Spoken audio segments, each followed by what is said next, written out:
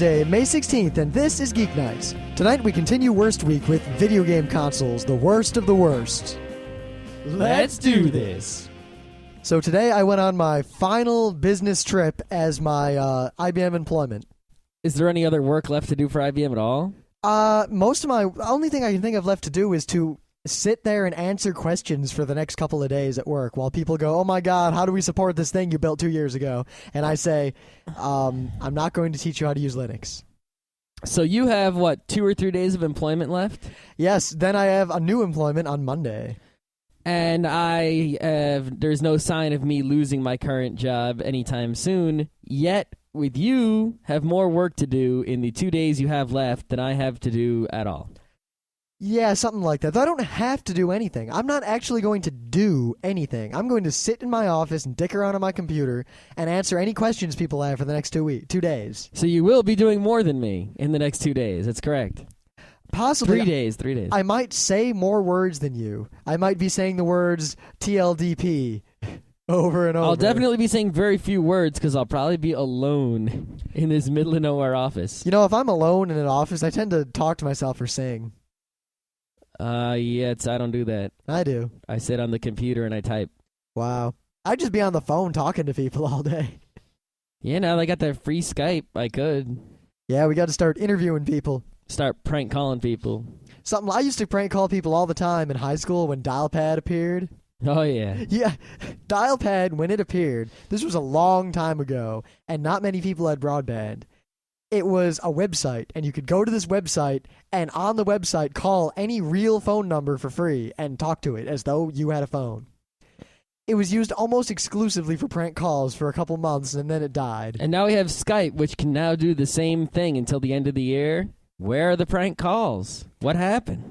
I don't know if prank calls happen so much anymore. I think it's a dying art. I'm going to go onto the internet and find a website that tells me a bunch of funny prank calls I can do, and then I'm going to do them. I think the problem is punk kids today aren't as creative. I mean, the most recent prank call I remember is, you kick my dog.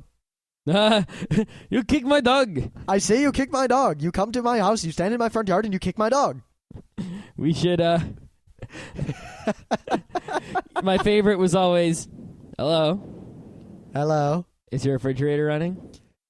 Yeah, I better go and catch that. That's all right. That's all right. Excuse me, do you have Prince Albert in a can? All right. We got some actual news, but before that, it's a news, but not really a news. Spinny Leak Lady. Loituma. I talked about it yesterday. I made it my thing of the day. There's a crazy thread in the forums. I would like to note that I went about trying to purchase the album. 2 places I looked at, it was sold out or not available. And one of the places, which seems to be a primary seller of their CDs, has an update talking about how the popularity of this album has exploded in the United States due to an internet phenomenon and then there's like something on YouTube, something. Yeah, it seems they figured out what the hell was going on. They know about Spinny Leak. Awesome. I find that just amazing and hilarious and great. All I can say is this. If you want to have a musical group and you want to start a band with your friends and you want your band to make a lot of money and get really popular, what you do is some part of one of your songs has to be humorous or interesting or unique. That's the hard part. Or very easily looped. Yes. Then take that part of one of your songs or one of your entire songs and make a viral internet flash with that song. People will start wondering who did the music. They'll find out that it's you, and they'll all buy your album. Now, bear in mind that a lot of people try to make things like this. And if it's obvious that you tried to make it viral, it'll fail. Yeah, there are a lot of freaking videos on the internet with a lot of freaking songs, and only some of them succeed, such as All Your Bass, Numa Numa, Numa Numa, Numa Numa, hey. Those Russian chicks. Oh, Sa So Shla Suma. No, the lesbian one. Yeah, the song was Sa So Shla Suma. What was their name again? Tattoo. That's the one. Yeah, the fake lesbians. Yes. Their music was meh, but because they were supposedly lesbians, they were very popular. Partly because Penny Arcade They didn't even have them. to make a flash. They just used their normal music video, which was hot lesbian action. Yes, it was. So, unfortunately, the rest of their videos were not. Yeah. Unfortunately. So, if that's that's the way to get popular. I say go for it. Especially if your music isn't that great, you can still make a quick buck. Yeah, though I got to say, I'm going to probably get all of Leuchtturm's albums because I found some more of their songs other than Levin's Polka, and I like their music a lot. All right. Well, I think I like I think I really like Finnish folk music now, and I found a whole bunch of other bands, and I can't find torrents of any of this crap, so I think I'm going to be the one who bites the bullet, buys it all, and then makes torrents. Yep. So don't go buy these albums. Rim will buy them, and then everyone else in the whole world will download them. You know what's scary? There are like 10 torrents on Pirates Bay, well, linked to on Pirates Bay, for Levin's Polka, the song from Spinny Leak. But no other song by Leuchtturm, just that one. Because people don't care about the other songs. They just want the one song. Well, they do. That's why iTunes is kicking out, the CDs. No, you know how many threads out there are people saying, why isn't Leuchtturm in iTunes? I want their songs. Oh, my God.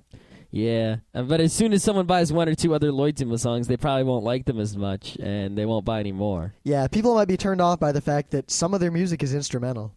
Oh. It's good, though. It's like nice, ambient, cool. Yeah, this one isn't instrumental at all. Yeah. I don't think there's any instruments. It's a cappella. Yeah. Because there's the one guy who all he seems to do is go, hey, boy, hey, boy, hey, boy. Dub it up, dub, dub it up, dub, dub it up, dub, dub, dub. Okay.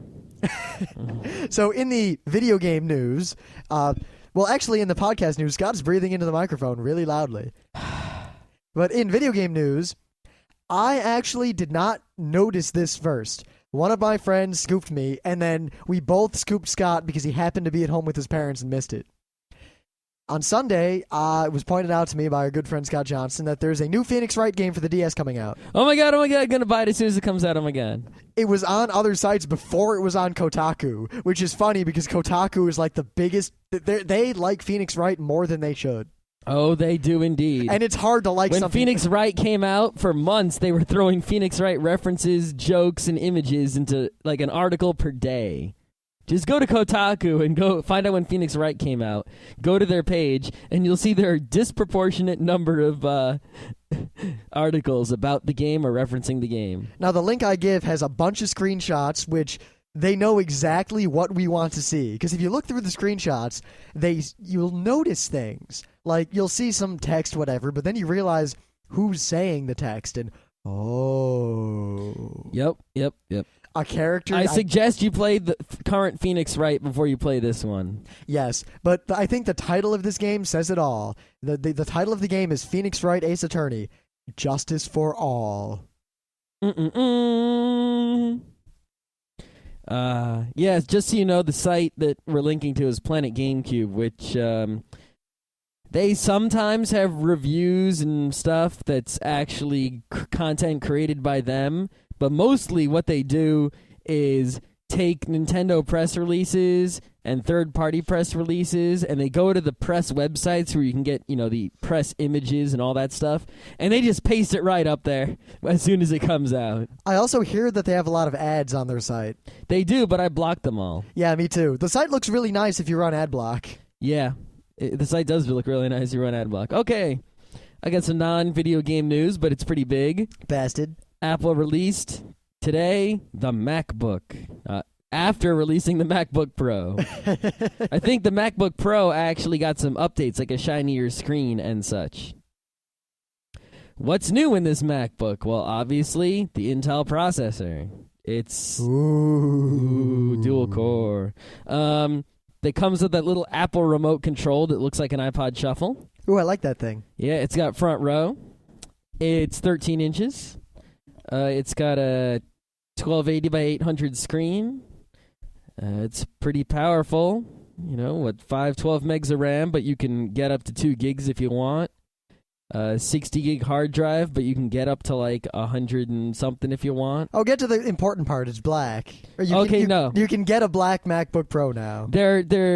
Okay, your options are when buying a MacBook Pro, a regular MacBook, you have 3 options. Number 1, you can get the shitty 1.83 gigahertz MacBook. That's going to be white no matter what. Yeah, shitty. If you get the 2 gigahertz MacBook, which is the one you should buy because it's the only one worth getting, you have a choice between white and black.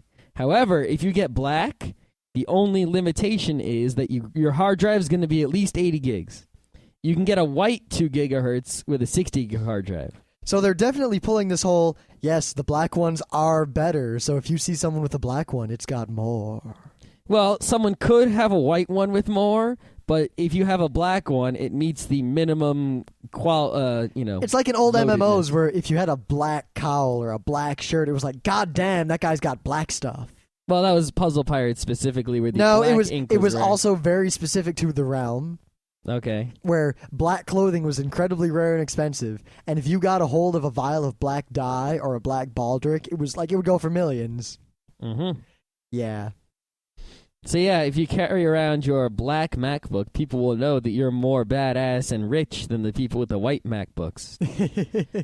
I compared this thing to some other laptops, and it's actually a pretty good deal, especially since it comes with, the OS X and the iLife and the front row and Yep. I mean, these things are good laptops, but they're you also can use the boot camp. they're viable desktop replacements. Mm-hmm. I mean, they're that powerful.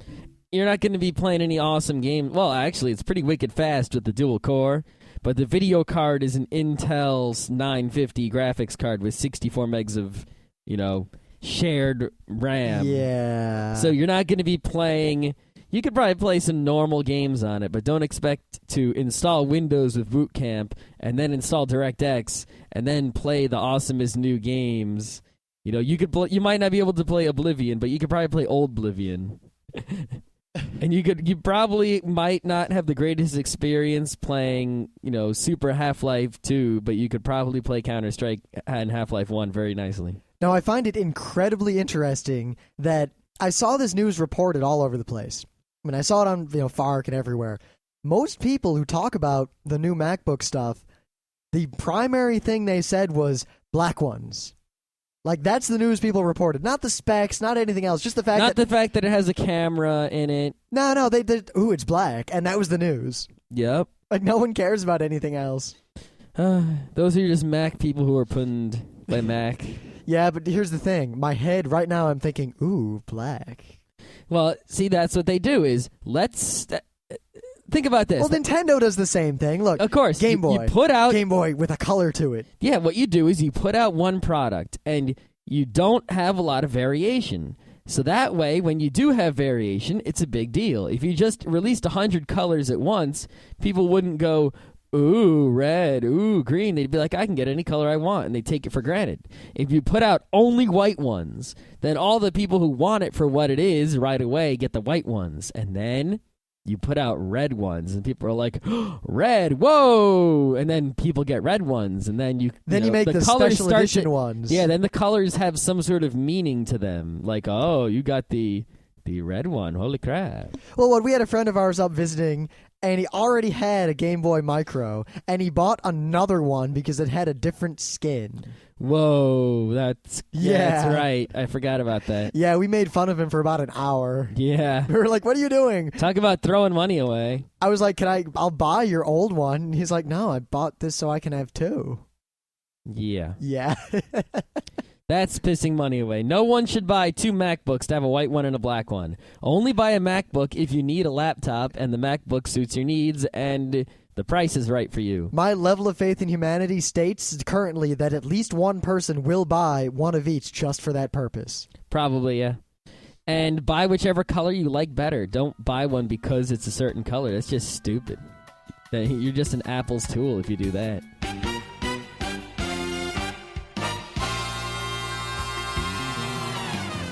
So things of the day. Just remember, you can go to frontrowcrew.com, and the links to the things of the day will be right there. Because usually they're things we want to talk about, but they're also things we want you to see. Yeah, things of the day kind of need to be seen. They can't just be talked about by us. You know what the best is, actually? If you listen at a computer, and we talk about the thing of the day while you look at it. Unless it's a spinny leak, because then you'll be hypnotized. Yeah, hypnotism not so good when listening to podcast. All right. So for people who know my political views, I really like Al Gore as a person. I'm not going to get into policy or anything. We're not on my thing of the day. While it involves all these things, I'm not here to talk about politics. I'm not here to argue either way on environmentalism or global warming or anything. Goddamn dirty hippies. All I want to say is that this is probably the most fear-mongering movie trailer I've ever seen in my life. I agree. I mean, this is beyond the spin of Fahrenheit 9/11. This is like... I'd say it's pretty equal. The trailer is like, you will all die. You are all going to die. Everyone is going to die. Oh my God, oh my God, oh my God. We're all going to die. Oh my God, oh my God. I think Al Gore is at this point is just saying, let's fight fire with fire. If they're going to fearmonger terrorists, we're going to fearmonger global warming. Which I really think that's true, because Al Gore is a smart dude. I don't know exactly what Al Gore's deal is, but after the 2000 election, he grew a beard and he was kind of quiet for a while. And then he kind of took off his mask of unoffensive, unassuming liberal Democrat guy who never wanted to say anything that could anger anyone ever. And he turned into firebrand, oh my God, the situation this country's in, horrible, environmentalism, blah, blah, blah. And he's given some awesome speeches. I mean, in this trailer, there's a funny bit where he introduces himself as, like, hi, I'm Al Gore. I used to be the next president of the United States. Aha. Pinned. But watch this movie trailer. I defy you to find anything more fear-mongering than that is also a trailer for a major motion picture. Any disaster movie. Yeah, but those don't monger fear. Those monger the liking or enjoying or watching of fear. Oh, okay. This movie is like, you are going to die, not what if something happened and we all died. This is Independence Day. That was more woot aliens. Woot aliens. I'd drag your ass through the desert. No peace. Is that glass bulletproof? Yes, sir. Oh, no, sir. Way to ruin it. Yeah, I messed it up. Yeah, I like Independence Day, even though it's stupid. Will Smith is just so funny when he drags the aliens through the desert. It's just the best. All right. So you got a thing of the day, right? I sure do. Everyone knows about Dance Dance Revolution. Oh, yeah. Do you know about Stepmania?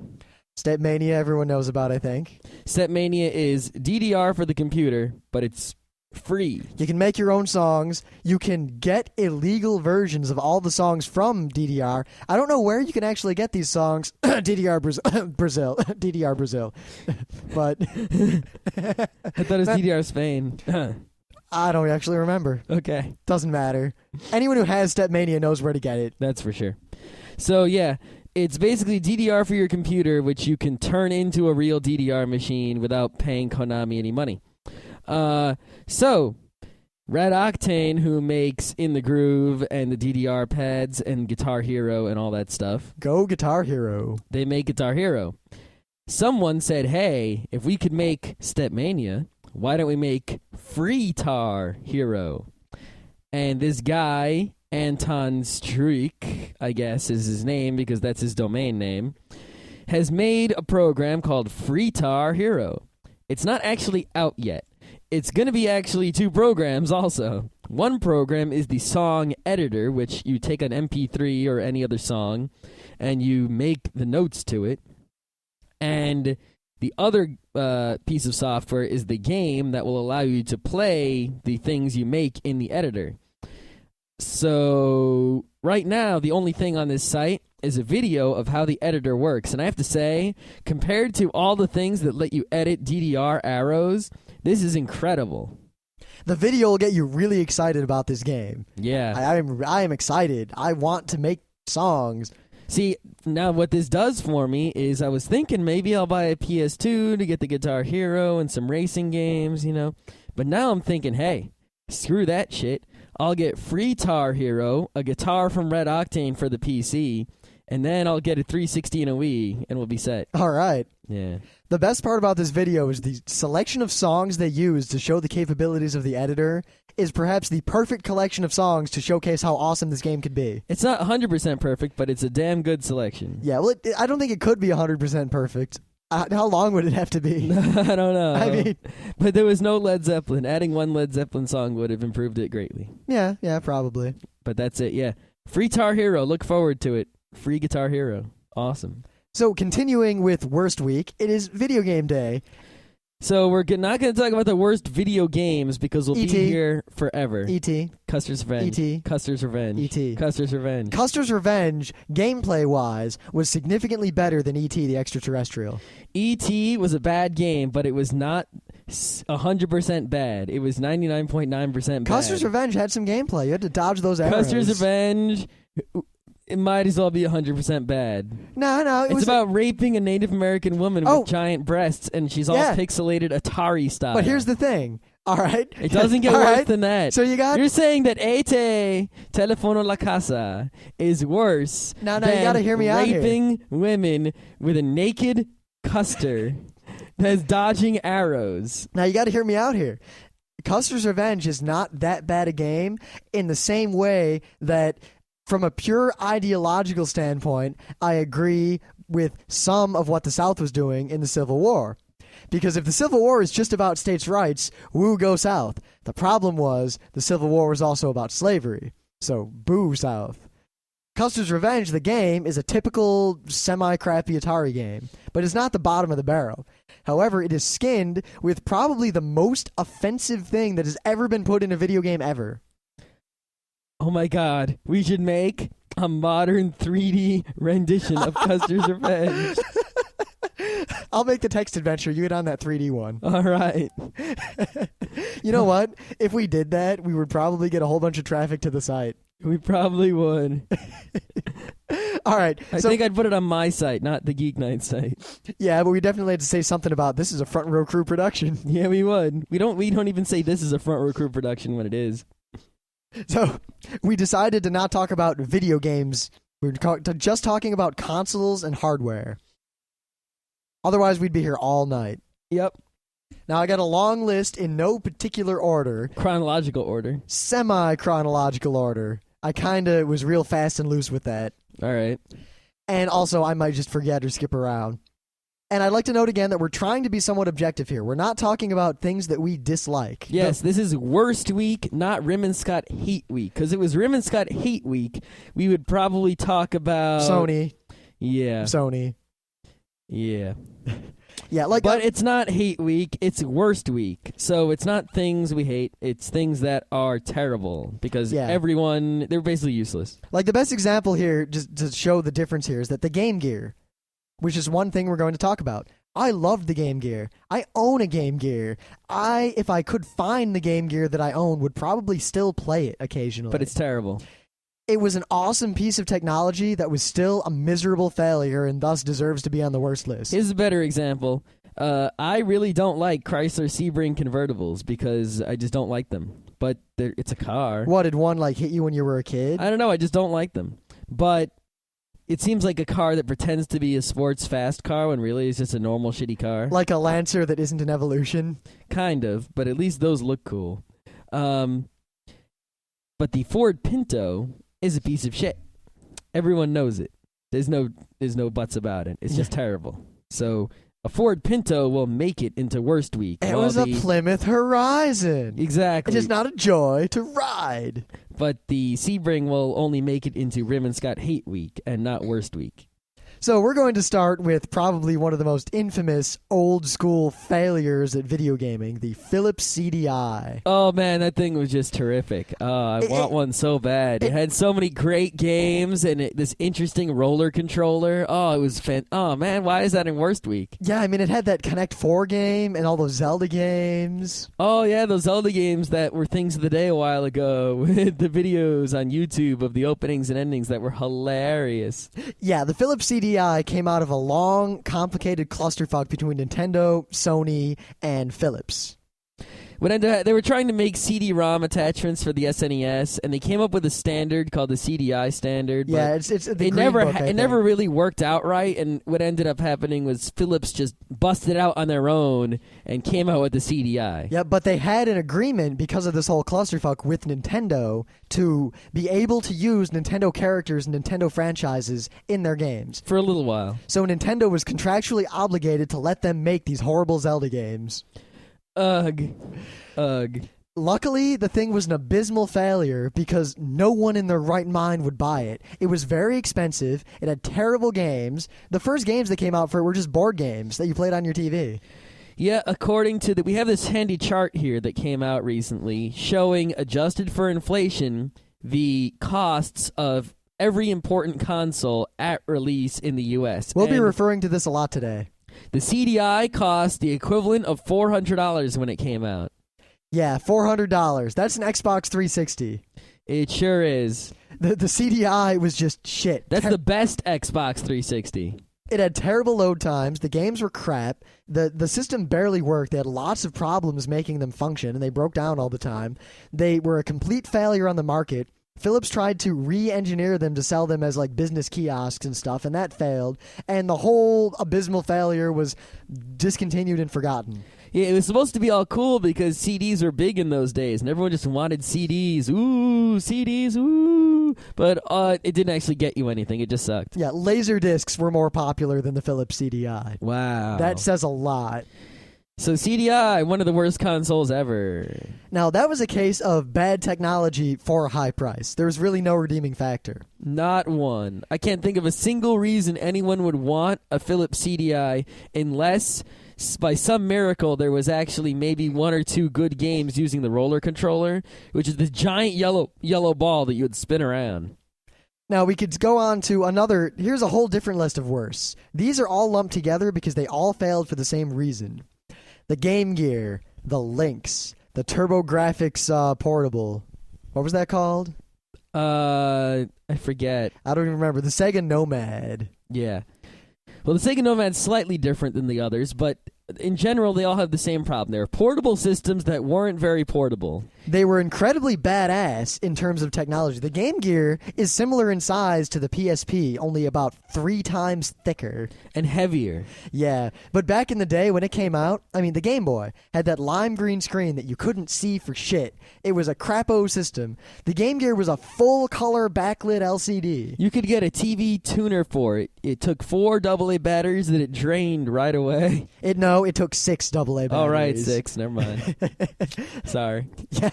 It lasted about 3 hours on those batteries. But I mean, the system was hot, too. Yeah, it was. But the system was extremely powerful, extremely badass, and it wasn't that expensive. It was very expensive, but it could have been worse. It was cheap enough where a lot of people actually had Game Gears. The problem is that the games released for the Game Gear weren't portable style games. The same thing with the TurboGrafx 16 portable. They weren't portable games, they were console games. Games that were designed to be played on your TV sitting on the couch, only they let you take them around with you, and that doesn't work too well. Yep. Like, it was basically a portable console as opposed to a portable. Yep. I mean, I used my Game Gear only in the car where I knew I wouldn't be interrupted. Because if I started playing a game, it was basically a Sega game. I had to play my whole thing, and I couldn't save my game or anything for quite some time. Mm-hmm. I remember having races between my battery and finding a save point. If you notice, the Game Boy, the original Game Boy, which didn't suck at all. Well, it kind of sucked technologically. Technologically speaking, but the reason that the games didn't suck and the reason the Game Boy won in the end is because of the kind of games it had were games like Kirby's Pinball, which you could just play and then turn off. Yoshi, play and turn off. Tetris, play and turn off. I mean, consider this. The original Game Boy is one of the highest selling video game things ever. If you take the Game Boy Pocket, the Game Boy Color, and the Game Boy Advance, which are all really the Game Boy, the Game Boy Advance really isn't any different than the Game Boy and the Game Boy Color, any more than the DS Lite is different from the DS. It's just plus. They're really all the same platform. The Game Boy is the #1 video game in the world, period. I mean, the original Game Boy probably outsold the Game Gear, the Lynx, the TurboGrafx thing, and all those other things that came out combined by an order of magnitude at least. And the Game Boy Pocket sold insane. I think everyone replaced their Game Boys with Game Boy Pockets if they were still playing their Game Boys. I didn't, because I had my Game Gear and I had those 8 games. And then when the Game Boy Color came out, a lot of people bought that, but not so many. But then when the Game Boy Advance came out, that sold more than the original. That sold more than anything. Now, the Lynx was worse than the Game Gear in that it was more powerful and better and cost more. It also came out earlier. I mean, the game it came with, it was Blue something. It was this like flight sim fighting game that had. I remember the TV commercial that showed a kid in the school bathroom playing it. Wasn't that the TV commercial? It rings a bell. That's what I remember. You're flying this blue fighter jet. It might not be right, but I remember the flight sim game. So that's definitely real. I played a Lynx, and it was pretty badass, but the thing was hellishly expensive. The games were few and far between, and it just disappeared off the shelves. Yeah, I remember seeing TV commercials for the Lynx, and I think I saw it in a Toys R Us once. But I never knew anyone who had one. I never knew anyone who played one. And it disappeared, and the commercials went away, and that was that. I mean, at least the Game Flash Gear... in the pan. The Game Gear was marketed heavily, and it was fairly popular. If you look at it, the Game Gear is very similar in terms of the sales and demographics to the PSP. Yeah, it sold second most when compared to the Game Boy. But it didn't had sell... a lot of fancy, awesome games. And it did sell quite a bit. I mean, the Game Gear did very well early on. A lot of people have Game Gears, but it just died out. It couldn't maintain. And I'm not really ragging on the PSP. I'm just saying that there's a trend that type of system does not die completely, but it will PSP often... is definitely on a level above these things so far. Who knows, maybe 10 years from now, the PSP will be in worst week, maybe not. But right now, it's not. But the Game Gear is, and the PSP looks to be the same thing. It is my opinion, my belief, that the PSP is going to fall the same way that the Game Gear did. It's not a Lynx. It's not a total failure, because there are games for it, and people seem to like it. But there were games for the Game Gear, and people seem to like it. The console itself was just not a sustainable market. Yep. Now, back to... Well, we said the Sega Nomad. That was like the worst offender in terms of games. Well, it just played Sega games. Well, the Sega Nomad, what they tried to do is the Genesis was kind of flailing, so they came out with the Sega Nomad, which is a portable Sega Genesis. What you do is you take Sega Genesis games, you stick it into the Nomad, and you can play them in your car. Point the first, Sega Genesis games are big. Yeah, this thing, the Genesis games would stick out of it big time. 2, it was real big and heavy and blah. And 3, as I was talking before about portable games, well, now you're taking it a step further. You're playing the console games themselves with you wherever you go. Those games are not conducive to popping off a 5-minute game and stopping. Not at all. And considering you even lost the 2-player of any hope. Yep, and that thing ate batteries like a motherfucker. Yeah, it ate the batteries. The Game Gear's the worst offender there. Not too many people bought it. I think it slightly boosted the Genesis, and then it disappeared. Though a little trick, if anyone still has a Game Gear, it takes 6 batteries. I'll find a link to a picture or something, but 2 of those batteries power, it's 1 or 2 of them, power the backlight, and the rest of them power the system. Yep. Those 2 batteries died long before everything else, so if you rotated your batteries around, you could get a lot more life out of them. Or you could buy 2 wicked awesome batteries and put them in those holes and then use normal shit batteries in the rest of the holes. Or I saw some people at jury-rigged little extenders where they put 3 batteries there for a total of 7 batteries. That seemed to do the trick. My friend he bought these third-party grips. They were actually little black things that you stuck. They were like battery packs, but they were also hand grips. And you stuck them into the battery slots, and you plugged it into the wall, and it charged up the battery packs, and it would last a bit longer than just normal batteries. I had this big black thing that would hang from the bottom, and it looked like a telephone receiver, but it did the same thing. Yeah, it's just what you need on an already humongous black system. That thing weighed over a pound with all the batteries on it. Yeah. I mean, the original Game Boy was huge, and it wasn't until the Game Boy Pocket where they made the screen bigger, and it only used 2 AAA batteries or 3 AAA batteries. It was a huge improvement. If you want to talk about improvements, you think the SP was so much better than the GBA, or the DS Lite is so much better than the DS. Compare the Game Boy Pocket to the Game Boy. Yeah. That's the biggest leap ever. I mean, I didn't realize it till I went to the Nintendo store and saw an original Game Boy again. Those things were huge and clunky, and that screen was really, really, really tiny. Yeah, and my brother he got a Game Boy Pocket and Pokemon when it came out, when the Game Boy was revived in the Pokemon days. That thing is thin, it's small, the screen is big and awesome. It takes very few batteries, AAA batteries, and it lasts forever. And it plays all original Game Boy games. Yeah. God, I remember I had this big magnifying glass light thing that I'd stick on my Game Boy. Oh, yeah, people had those things. Yeah, they were funny. I had one for the Game Gear, too, that just made it badass, but it was heavy, so. Yeah. It's already heavy, so why not throw some more shit on there? Now, you notice we didn't lump the N-Gauge in with all this. We're going to talk about that later. Great. That failed for a completely different set of reasons. Awesome. Now, we got the 3DO to to move away from portables for a bit. Okay, let's talk about the 3DO because it's a special case. First of all, according to the chart that I mentioned earlier that says the real prices of consoles, the 3DO is the most expensive console ever at the equivalent of $700. It's slightly more expensive than the current PlayStation 3, adjusted for inflation. Yep. Now, the thing with the 3DO is it wasn't just one console. What it was a standard for consoles. So if you wanted to, and you were an electronics company, you could make a 3DO console as long as it met the following standards and had the following chips and all that.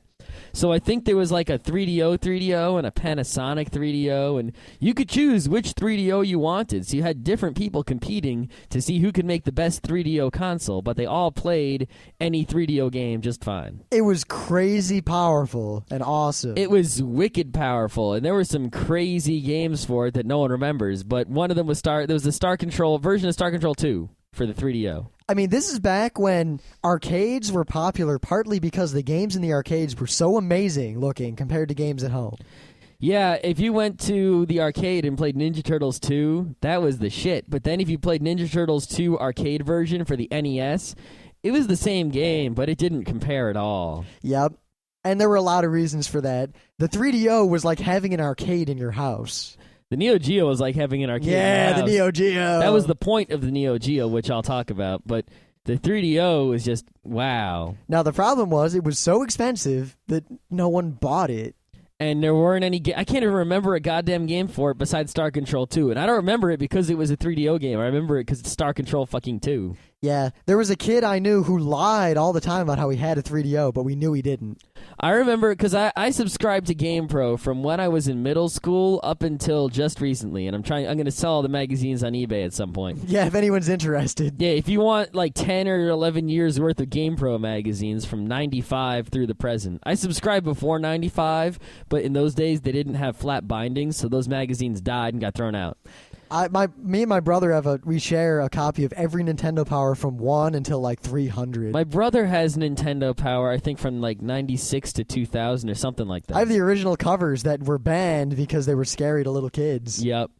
Anyway, I remember seeing all these consoles in the GamePro magazines, the 3DO and all this shit, but never made it anywhere. Yeah, it failed simply. The technology was good, as technology tends to be. It was just so expensive and unwieldy that, no, it couldn't happen. It was a miserable failure. It's one of the worst. Yep.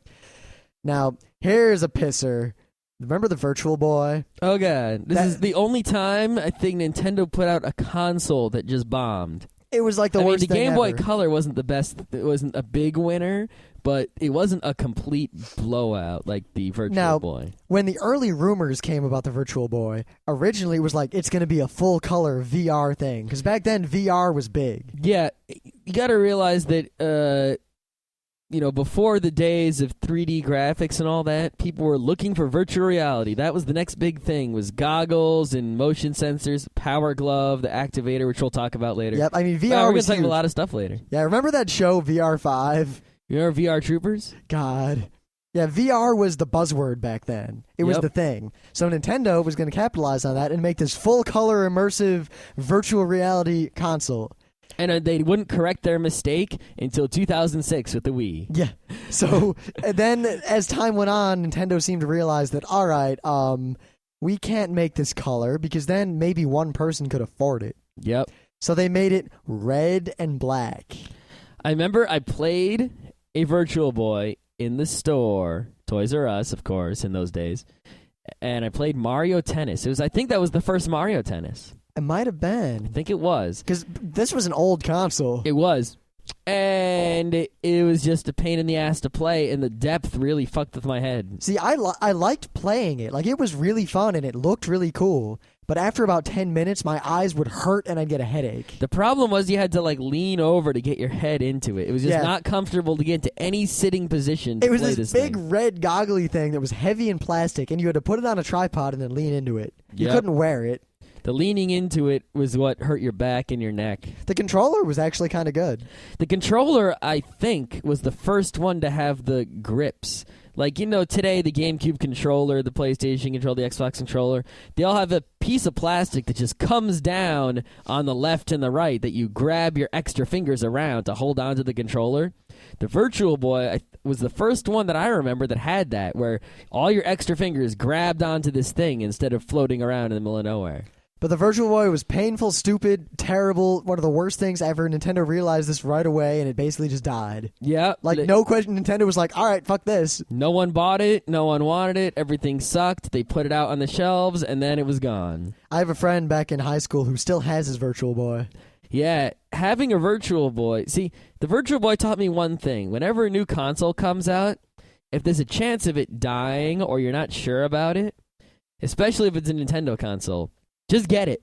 Because at the best, you have something that's going to be awesome. And at the worst, like let's say the Wii completely bombs. No one buys a Wii except you and me. We'll be the only dudes with Wiis. It'll be cool, like being the only dude who has a Virtual Boy. Yeah. That's why we bought the DS early on, because we weren't sure. I was really I was only 75% sure the DS was going to kick ass, and I was 100% sure it had potential, but I was still cautious that people wouldn't take advantage of the potential and it would suck. Yeah, I was 50-50. I was like, wow, there's a good chance this is going to fail. But I bought it anyway, and I said, at worst, this will be Virtual Boy 2, and I'll have one, and I'll be awesome. Yeah, but oh my Thankfully, God, it didn't. Did not. All right.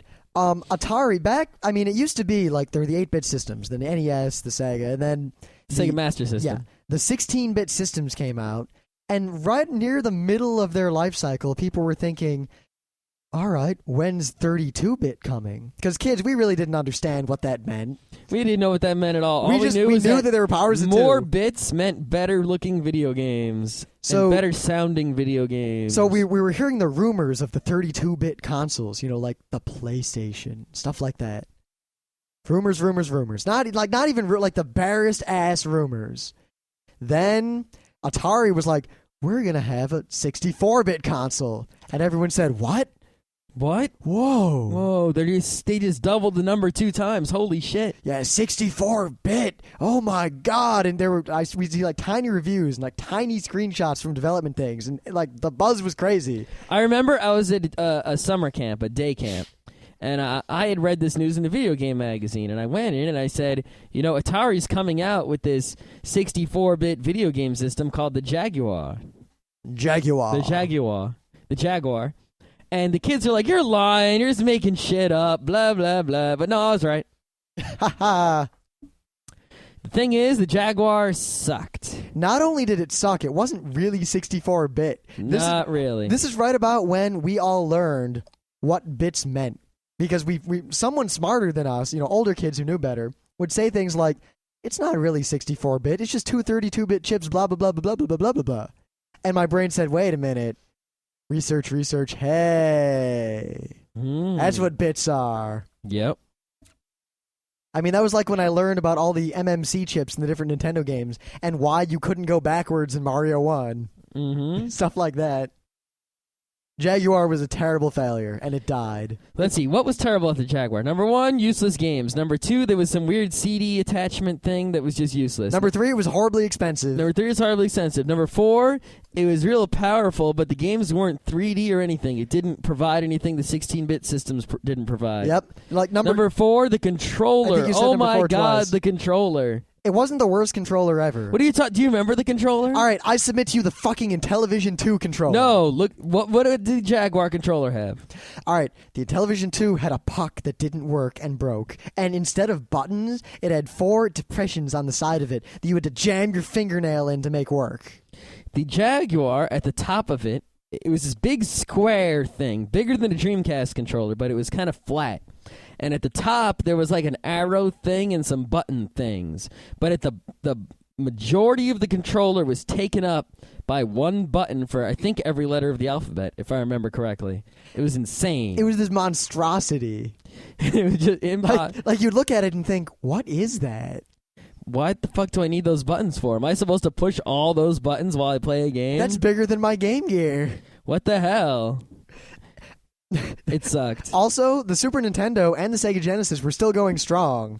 Yep. So- The Jaguar tried to come out to start the next generation while the 16-bit was still going strong. Bad move. You got to wait until everyone knows you wait until the current generation starts to wane, and then you start the new one. That's the only reason that they keep coming out with new consoles. They would be perfectly content to put out one console and just keep selling games for it forever. The reason they sell new consoles is because people lose interest, and that when you come out with a new console, then the interest resurges, and then it wanes, and then you release a new console every 4 or 5 years. Yep. Plus, games you run out of potential in certain types of games because you've done everything that console can do other than just make more of the same. Yep. All right. Now, the Jaguar was terrible. The Sega 32X, Sega CD, all that Sega shit basically Sega after the Genesis went nowhere. Okay, well, there's the Sega Genesis, which is just fine. And it's very popular around the world. The Master System really didn't do well. The Master System didn't do so well in America, but it did okay. Yeah. It wasn't junk. It was definitely... It wasn't junk like the Jaguar and the Virtual Boy. Nintendo was number 1, Sega was a trailing number 2, but it was there and they were making money. Yep. The Genesis, they were much closer, but the Super Nintendo still dominated, far and away. Not really. Well, not counting foreign sales outside of America and Japan. In the 16-bit days, the SNES and the Genesis were just like right on. I think the SNES had a longer staying power. It did have a slightly longer staying power because what happened was the Sega Genesis, they decided they were going to do the Sega CD. Now, the Sega CD wasn't a standalone console. It was a thing you added on to the Genesis to play CD games. And the CD games are still 16-bit games. They just had so much storage on the disc that they could have CD quality audio and videos and that sort of shit. Now, what did they do with this amazing potential? They made crap-ass shit games. They put FMVs in movies. Oh my God. The only good game for the Sega CD, as far as I'm concerned, is Sonic CD. Remember that Sewer Rats game? Yep. Or there was the Sherlock Holmes game. Was it Sewer Shark? Sewer Shark. That's it. Or the Sherlock Holmes or game. Jurassic Park. As far as I could tell, it was just movies of a guy who looked like Sherlock Holmes. Yep. Now, the Sega CD originally was like more money than the Genesis itself, and it was this giant thing, bigger than a normal CD player, that you put under your Genesis. It was crazy. It was also expensive. Then they came out with a better version of the Sega CD where you'd put your Genesis on it, and the part that took the CDs was kind of to the right side of the Genesis, and it was a lot better. Then they came out with the 32X. Now, the 32X was the thing you put in the cartridge slot of the Genesis, and then you put 32X cartridges into it. Now, think about all that for a minute. Does that sound complicated? Because it was. It was. No one bought the 32X. There were no games for it that were memorable or useful. Supposedly, if you had one, it would improve the goodness of your Sega Genesis games that you put into it. But I don't know about that. I think that's a horseshit. Yeah, there were also Sega CD 32X games where if you had all three things, the Genesis, the Sega CD, and the 32X all hooked up into one monstrous system, that you could play these games, and no one played those games. Yeah, those games sold great. I can't name one. There was a thing you could buy that was a Sega Genesis and a Sega CD combined into one device, and then you could stick a 32X into that. Man, that came out at like the end of the life cycle. That was the end, and the Sega Genesis died. Now, the 32X and the Sega CD were, yes, those were the worst. The Genesis was not the worst. I never knew anyone who owned any of them. I only played them at Funkoland. I knew people who had the Sega Genesis, and I knew someone who had the Sega CD. Genesis, but no Sega CD, no Sega 32X. I knew one guy who had the Sega CD, and no one had the 32X. Absolutely no one. Now, the Sega Saturn, just to mention it, was really badass, and it failed for mostly Sega Saturn failed a lot in this country, but it didn't fail in Japan, and there are quite a few awesome games for the Sega Saturn that I want to play, but I can't because it's too difficult to get the equipment. Yes, the games are in Japanese. We only mention the Sega Saturn because it is not on our worst list. It is only worst because we didn't get to have it. Yep. If only the Sega Saturn had somehow come out with it. The only reason the PlayStation or the Saturn could survive, against the N64 or even the SNES, was because of Final Fantasy VII. Yeah, I know we say this a lot, but really, Nintendo and Sony had and Square, there was this huge clusterfuck, and the higher ups of Nintendo and Square had a fight, like angry at each other over the technology and the direction of the games, and Nintendo's refusal to switch away from cartridges. and they jumped ship from Nintendo to Sony, and that was like that was the linchpin in the video game industry. If it wasn't for Final Fantasy VII, the PlayStation 1 would have died, the Sega Saturn would have died, the N64 would have been the only thing there was. Yep. For any of you who are too young to remember this, now, like when the Xbox was first announced, when it was told that Microsoft was making a console, the world of nerds who heard this laughed their asses off and just, oh my god, how could this be? This is the stupidest thing ever. And when the Xbox came out, it did terribly. They lost, I think, $4 billion in the Xbox? It did so terribly. But now they're okay. Yeah, because while no one bought it, Microsoft had so much money, they just kept pumping money and pumping research and pumping games and pumping everything into it to keep it afloat until it took off. Sony succeeded because of Final Fantasy. Yep. But when it was announced that Sony was making a console, before we knew any of this Final Fantasy stuff, it was treated by the gaming community the same way that Microsoft was when they announced the Xbox. People said, Sony can't make games. What the hell? Who could beat Sega and Nintendo? Yeah, when I first saw the PlayStation in those GamePro magazines, it looked to me like 3DO2. I was like, oh, here comes more 3DO type shit. The Sega Saturn at least kind of made sense, even though it died. Yeah, a lot of people rooted for the Sega Saturn. Yep. But in the N64, I was actually kind of about it, especially the weird-looking controller that didn't seem to provide an advantage. Actually, until you had the 3D games. What really got me there was that right around N64 is when PC gaming kind of exploded. Yep, that's also true. That was like, I would consider that the golden age of PC gaming. There was 96. Yeah, that whole era. Basically, my high school consisted of only PC games and original SNES, NES games. The 64 actually came out the year after the PlayStation and the Saturn. It was sort of a response, more than also ran. Yeah. So if the PlayStation didn't have Final Fantasy VII, then, who knows? Maybe the SNES would have gone even longer, or the N64 would have been different, or who knows? Yeah, that was also really the point at which Nintendo went from being this crazy, monopoly on gaming to just a profitable game company. Yep. And the PC gaming really did take a lot away from the consoles in the late 90s. Yeah, well, we'll have to do a whole show on that. Those are the days when there was Windows 95. Starting with Windows 95, PC gaming got huge. Yep, that's when OpenGL and all those sorts of things, and people, games like MechWarrior 2, Half-Life 1, Counter-Strike. Yep, Quake 2. Quake 2 was huge. Quake 1, Doom. That was earlier. That was 94, 95. Yeah. But yeah, in the late DOS days, in the early Windows 95, 98 days, Grand Theft Auto 1 for the Windows 95. I mean, gaming really splintered, and the whole market was Civilization in chaos. 2. This was a period when console gaming, a lot of people were thinking that maybe it was going to die and be replaced by PC gaming.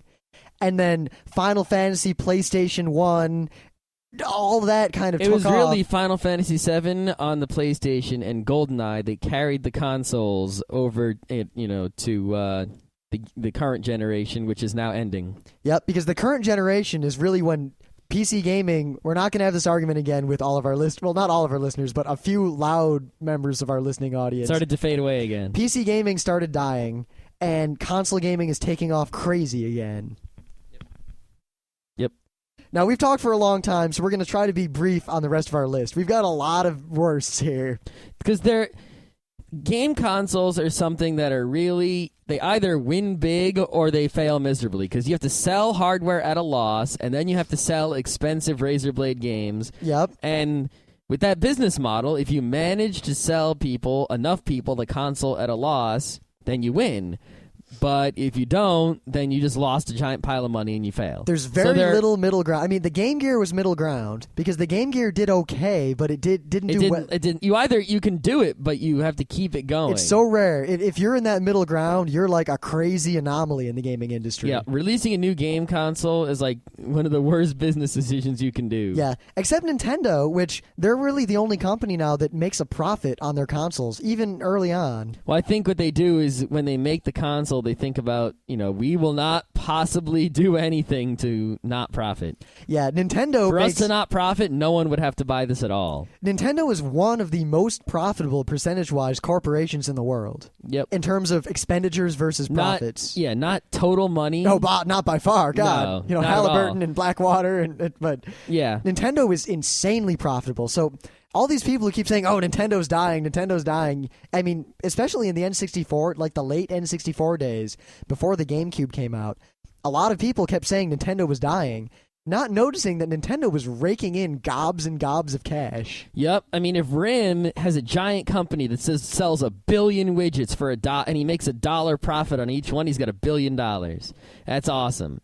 Let's say, I have a company and I sell 100,000 widgets, but I get $100 profit on each one because I'm awesome with my profit margins.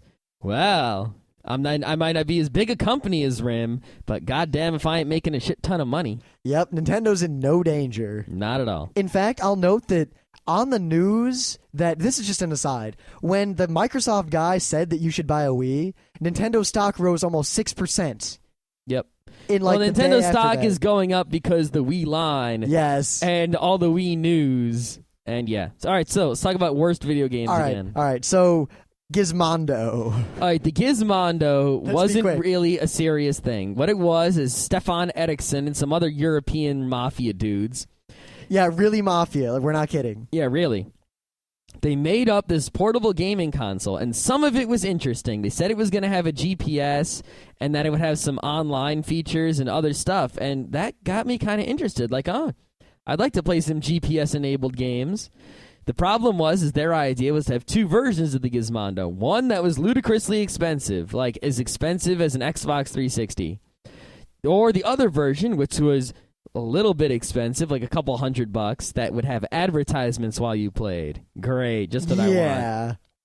And there were no games for it, and it was all really just a big scam for them to make a giant pile of mafia money, and then he crashed his Ferrari. And then it was all found out about the mafia. Yep, and the Gizmondo died almost immediately. It was hilarious. The end.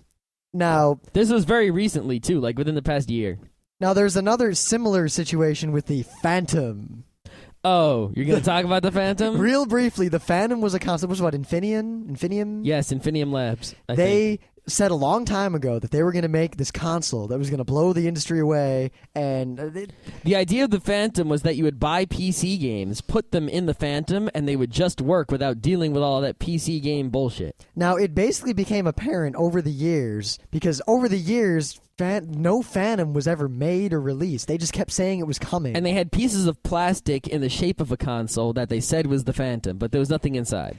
It is my opinion, I'm saying this only because I do not want to get sued, because I do not have actual evidence on me, that the Phantom was, like the Gizmondo, a scam to get money from venture capitalists, and nothing more. Yeah, that's what it seems like. And if it wasn't, then they just really, really suck. Yeah, it's either evil or incompetence. There's no middle ground there. Or incompetent evil. Yeah, which, once again, they should cancel each other out, but they don't. Yep. All right. One good thing did come out of the Phantom, which was the keyboard that was easy to use while sitting on the couch. Which it didn't actually come out yet. And we're still waiting, because they're supposedly going to release that, whether the Phantom ever actually exists or not. So we're waiting for it, and we want it, because a keyboard from the couch is what I need. But strangely, it was delayed. Oh, really? Huh. At least there was a picture of it, and someone else can make something similar. All right, Game.com. The Game.com was a handheld system made by Tiger, who made all those little Tiger LCD games. Which I think were terrible, but Scott seemed to like. I like, and they're okay. And what it was, you'd put cartridges in it to play games, a lot like the Game Boy, but it had higher resolution than the Game Boy. The screen was actually black and white. It had Duke Nukem and I think another FPS game. And, the games, they didn't stand up because, well... There was really no publicity. I had actually never heard of this until Scott mentioned it while we were coming up with what our worst list was. Now, one of the features of this thing that actually had me thinking about it for a little bit was that it had internet abilities. You could put your high scores online, and you could check your email with it, and all kinds of stuff. The problem was, how you got it online? You plugged it into a modem, and then it could only go on the internet with text, and you had to pay for this online service. and like no one paid for it. It was just terrible. Okay, I think it's obvious why that failed. Yeah, that. Go read about thegame.com, GAME.com, and it's hilarious. Who even thought of that, and why? You know, in those days it seemed kind of cool, but nowadays, oh man. All right, we're gonna run through some non-console but console accessory stuff real quick, just because they have to be They have to be mentioned. The Power Glove was so bad. It's so bad. He touched my boob. The Power Glove looked really cool. The ads made it look awesome. And wearing it made you feel really cool. Until you tried to use it, it didn't work. It didn't work at all. I think the Wii technology is actually just updated working Power Glove technology. Yeah, Nintendo seemed to have this problem back then. You know, Virtual Boy, Power Glove, of trying to do something before the technology existed to work properly at a price people could afford. And now they learned their lesson. Yep. But at least you can see that Nintendo has always been trying to do something new and different. Yep, because they also came out with the U-Force. Yep. Well, that wasn't Nintendo. That was a third party. Oh, yeah, but it was for the Nintendo. Oh, yeah. Didn't work. Nope, U-Force didn't work at all. U-Force is like this helmet thing with a targeting reticle that went over your eyeball. No, that was something else. Oh, was it? The U-Force was this, it looked like a laptop that you opened, and you could move your hands in front of it to control games. Oh. It was for Nintendo. Okay. I don't know, I'm pretty sure Nintendo made it. Huh, because, like, yeah, I know the No, you're thinking about, I forget what it's called, but I just looked at a picture of it. It was just as bad because it didn't work. You could say, like, fire, fire, fire, and it would shoot. Yep, that was that one. Yeah, and it didn't work at all. And it was crap. Now, Sega had some other bad peripherals. The Menacer, which was this gun. It was a light gun, basically. And you had 3 parts, and you could reconfigure the light gun to be like a rifle, a pistol, and a thing with a scope. It was in response to the Super Scope. The Super Scope wasn't the worst. The Menacer was the worst, because there were really no games that used the Menacer. Yeah, there weren't many games with the Super Scope either. No, but the Super Scope actually wasn't the worst, like the Menacer was. The Super Scope was good technology. It was a good thing, mostly. It wasn't really, that wasn't the type of gaming that was going to be popular then, and no one really made a good game for it. Nope. But the Menacer was just terrible and useless, and the Sega Activator. God. The Sega Activator, it could have been so cool. It could have been. Now, what it was an octagon. Yes, an octagon. Octagonal bodies. Octagonal bodies. Okay. So, you take this big plastic octagon, and you put it on the floor. Kind of like a pad. Well, para flowers. Yeah. And each side of the octagon has a little sensor. So when you wave your hand over that area in the sky, you just stand in the middle of the octagon and you wave your body parts and you over these sensors on the 8 sides of the octagon. And each side of the octagon was mapped to a different button on the Sega Genesis. So that was A, B, C, up, down, left, right, and start. That's 8. Now, you'd think you could do cool things with this, fighting games, but no one made a fighting game that used it in an intuitive or fun way. Oh, no, there were fighting games that used it. That used it in an intuitive and fun way. Well, it couldn't be used in an intuitive and fun way because it was neither intuitive nor fun. Oh. See, the commercials and the ads made it look like you would stand inside this thing and actually fight. Like you would do kung fu standing inside the octagon, and the fighting guy on the screen would do the kung fu that you did. Yeah, the ads were real deceptive. In reality, you just kind of waved your arms and legs over the edges of it, to put in the same commands. It was real inaccurate. It just didn't really work. It didn't work nearly as well as a para flower does. It was useless and silly and a waste of money. I mean, the U-Force It seems like was a lot of similar. times in the early video game days, people just made stuff to fool kids into buying something that was useless and shitty. And nowadays, no one really does that anymore. Of course, kids were easily fooled. I remember lawsuits and problems because this is kind of an aside. It's true, but we don't get fooled again. Fool me once, fool me twice. Yeah. All right, but way back, there was the game Clue. The silly American board game Clue with the little flip-ups. Or not Clue. Why am I thinking Clue? Guess who? Guess who? I don't know why I Does said your guy have Clue. a beard? Does your guy wear glasses? I think you have a woman. Now, when they advertised this game, it showed the characters on the board talking, which was obviously just, a funny thing in the ad. A lot of kids thought the game really talked, and their parents sued when the game didn't talk. Yikes. So they had to change the ad. Yep. So back then, well, kids are probably just as gullible today, but back then it seems like the gaming industry tried to market to those kids specifically to fool them. A lot of things are just fooling kids into thinking that some crap-ass electronic gizmo was so amazing when it wasn't. Like talking battleship. God. We had electronic, like one of the old electronic talking battleships, and when it worked, which I think we only played it when it worked once, it was okay. But it wasn't nearly like the commercial said. It was just bad. Yeah. Plus, Battleship's kind of a broken game. Yeah. We won't get into that. All it is implement the most optimal search algorithm. Mm-hmm. Oh, we were both implementing it. Now the game comes down to the random placement. Yep. That's why it's all about the placement of the ships and secretly moving the ships to Oh. fool your opponent and cheating. Yeah, until Rim says, wait a minute, I have a white peg on B4, you ass fucker. Yeah, that's right. You always see what you do in Battleship is you move the ship that's only 2 spots, and you always put it somewhere. No, you know what you do when you're going to cheat? You put white pegs on your board where the other guy shot. That way you know exactly where you can cheat to. I do that anyway. Most people didn't, because there wasn't any reason to unless you're cheating. Oh, no, I did it anyway, so I knew where everyone... I had the whole layout on my board. And what I also did is I would take the ship that was only 2 spots, and I would figure out the other person's search algorithm, and I'd put the ship that was only 2 spots in the place they were least likely to go after. Next. Yeah, my search algorithm was fairly complex, but the game was stupid. We're not going to put it on our worst games. Maybe we'll do a worst board game Battleship is not a someday. worst game. Yeah, we're going to know about worst board games. It's just Hellas. Yeah, well, there's other worst board games that we can talk about those some other time. We're only talking about the worst game consoles and peripherals. Yep, and I think we're pretty much done here. Didn't you want to yell about the Atari 5200? Oh, yeah. I just noticed it at the top of my list. I missed it. Real briefly, I had an Atari 2600, and I still have an Atari 7800. We had the Atari 2600, and then it died, and then we didn't have video games until the NES.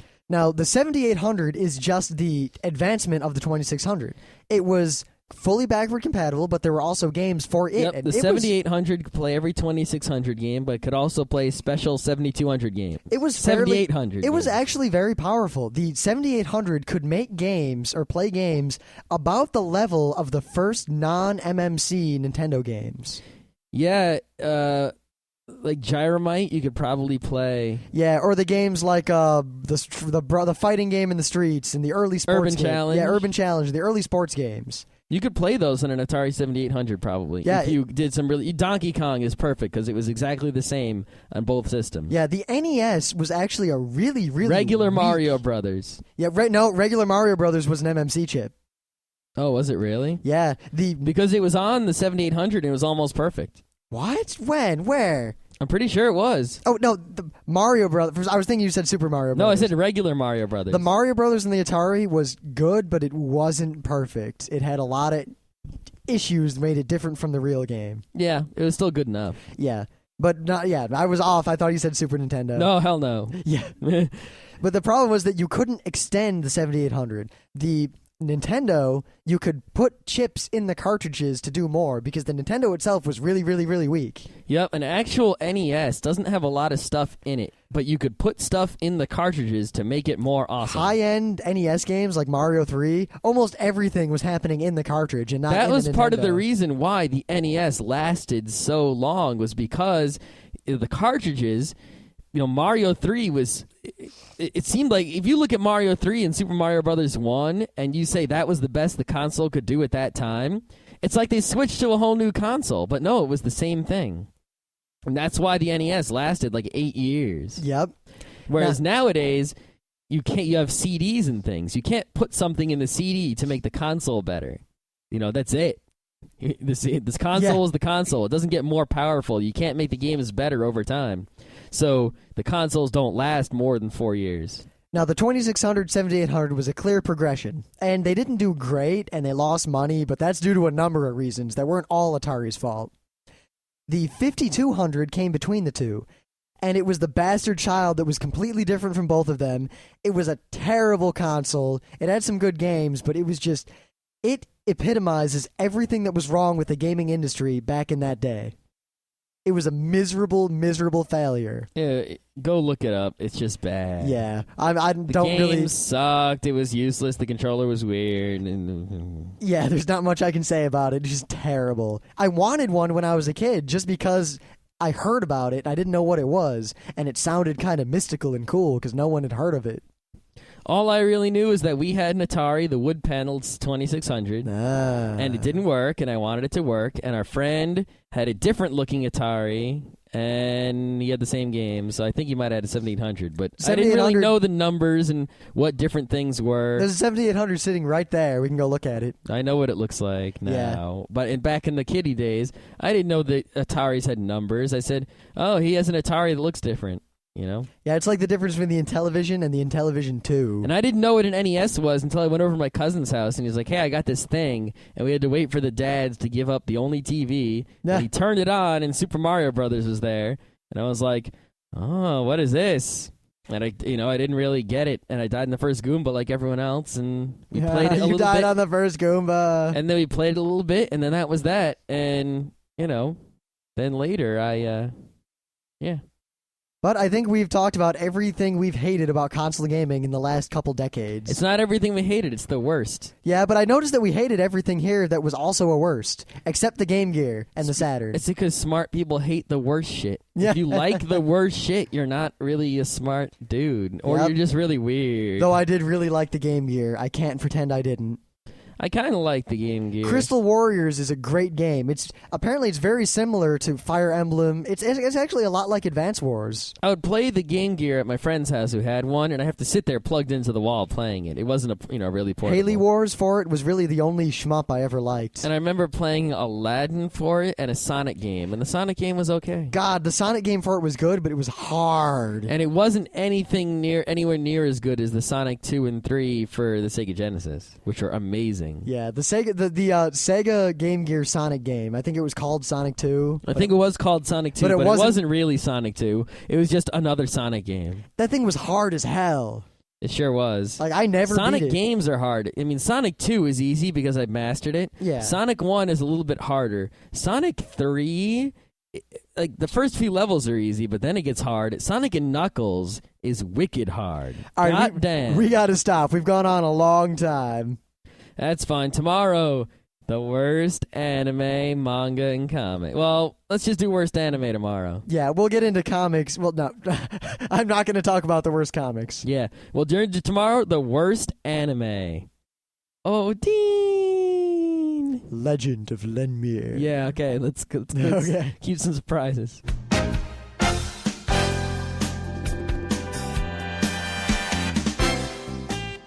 And that was Geeknights with Rim and Scott. Special thanks to DJ Pretzel for our opening theme.